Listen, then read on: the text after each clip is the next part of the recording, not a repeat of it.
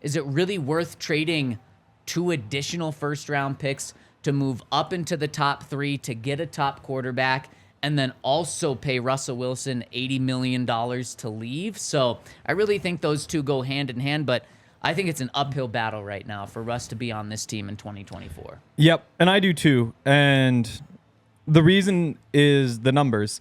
And basically the way it works. Wouldn't the numbers suggest that he would be on the team? Oh, just like financial numbers.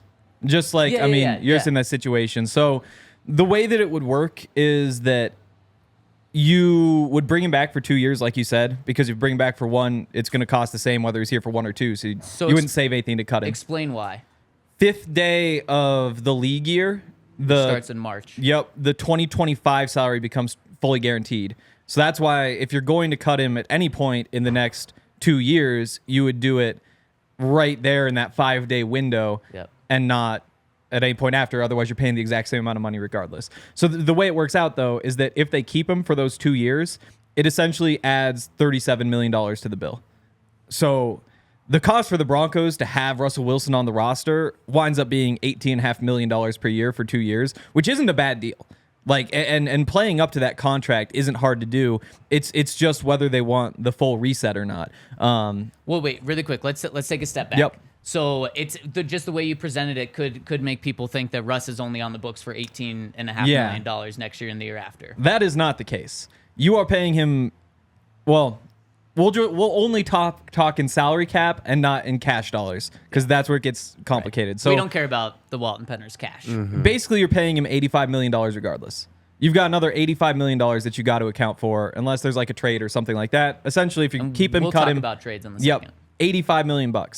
That goes up to 85 plus 37, 122 if you keep him for 2 more years. Gotcha. So essentially, that $85 million is a sunk cost, and you can basically throw it out because the question is whether he's worth that $37 million extra to keep him for 2 years. And that's like a tricky spot for that number because like if that was $60 million, you'd be like, $30 million a year, you probably move on. Right. If it was $10 million a year, you're like, why not give it a run? Like, we've seen what he can do. The question is whether you want him for another 2 years, $18.5 million, and you get options after that. So if you wanted to, it'd be like another $40 million to keep him after that, then 45, then 50. That seems unlikely because that $50 million year, he's like 40 years old, and we've seen how he plays right now at 34 going on 35. But that's what it comes down to is $18.5 million per year for 2 years if you want to keep him after this year. So if he's on the roster next year, what's his cap hit? His cap hit would be $45 million, I believe. So it takes I can a double big jump check because I think this year it's like 25, 24, something like that. Yep, and that's because you have he only has an $8 million salary this year because he's still getting the signing bonus and there's like other things that go into that. And it actually only goes up to $17 million next year, but there's like a $22 million additional bonus that he gets that's fully guaranteed. That's part of the $85 million he gets no matter what. But that starts to get spread out. 45. It's actually 35. 35? Yep, And then so in 2025, 55. 55. Then So 58, if he's 53, on the 54. roster next year, barring a restructure, he would be $35 million in cap next year, 55 on the cap the year after. Pretty much guaranteed since you're locking him in for 2 years. Yeah, and again, the best way to look at all that is just in total numbers because it's going to get, depending on how long he's on the team, like the money moves to different places. But since you can roll over cap, for the most part, all that really matters is the total number. Now, the one caveat is that, like, sure, $85 million, you can pay it all at once. You can pay it over 3 years. You can move money around to make it work. That's just such a big number that would actually be kind of tough to move enough. But essentially, the total number is all that works because the salary cap is set up in a way that essentially it's just your balance against the cap, not in any given year, but in all years previous to that since the salary cap was implemented. Right. Yeah, which is a little complicated, but. So in terms of just the way to think about it for people is if the Broncos were to move on from Russell Wilson after this year and cut him, it would be $80 million in dead cap. They could take that all next year, highly unlikely, or at least initially, they get to designate as a post-June 1 cut and then take half of it next year, half of it in 2025? Essentially. So we're mostly through all the boring, complicated stuff. So you have to bear with us just a little bit longer. No, I think people have really wanted these numbers for a long time. Yeah, Definitely. I think I'm actually interested because as players, like, this is not something we talk about. Exactly. Like, you talk about your contract and whether you're getting paid. Yep. You really don't care if it's a hit on the salary cap because I'm not worried about everybody else's money. I'm just worried about my money. It's so true. And fans, we all view it through salary cap lens. I don't care what salary you're getting. If you got your bonus last year and if it gets this year. No, I just care about the salary cap. Absolutely. Yeah. That's so funny. Well, and that's why the guaranteed money is always such like a sticky issue because it's easy to look at Mike McGlinchey's contract and say, okay, 5 years, 87.5. But really, the Broncos could save $17 million in that last year, and instead they aren't looking at it as, okay, we're giving 5 years, $87 million. They're saying we can give it 5 years, $87 million, or 4 years, $70 million, or 3 years less, and so you have like these staggered amounts.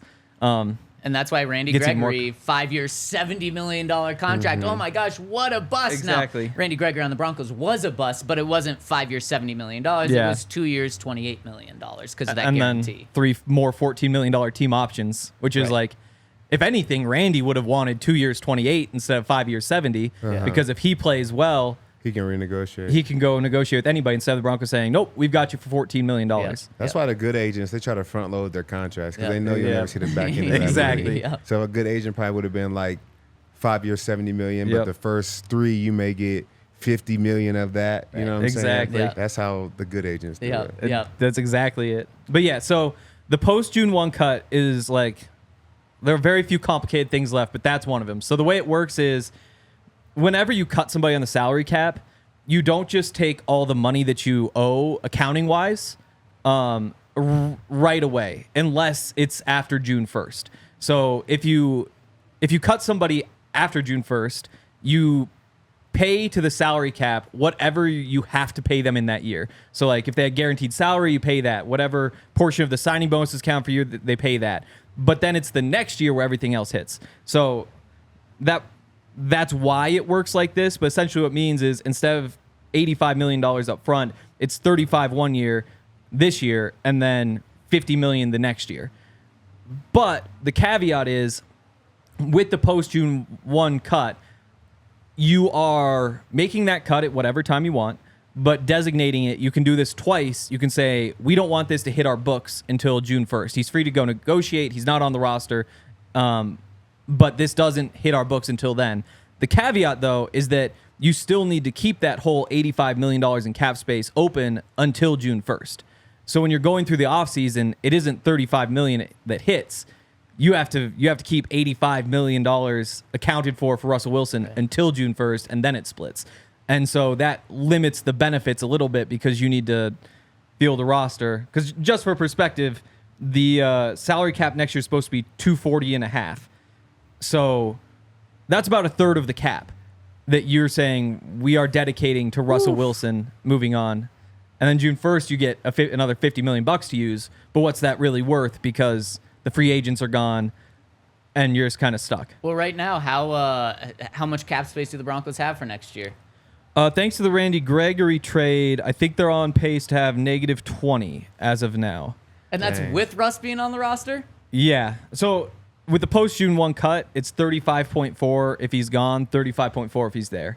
So what I'm hearing is there's no situation where Russell Wilson will pull a Frank Clark and say, hey, I'll give you money back just to let me go. He's going to sit back, let these guys try to figure this out, and he's just going to be counting the money he does have and waiting for the next check to come in. Exactly. Like there's, especially at that point in your career, like if you're Frank, you're thinking like, okay, I'm 30.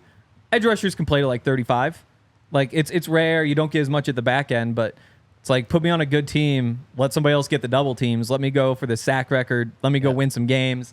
I can stick around in the league for a few years. I'm just going to waste away if I'm in Denver, and I'll give up $1 million to go find somewhere I can play and put up some numbers and extend my career. For Russ, I mean, this is a massive contract. It's probably his last contract.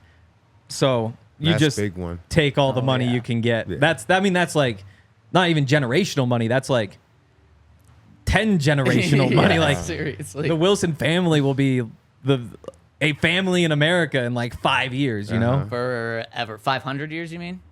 Not I mean, years. Kids are going to college that long for sure. Like that's a guarantee.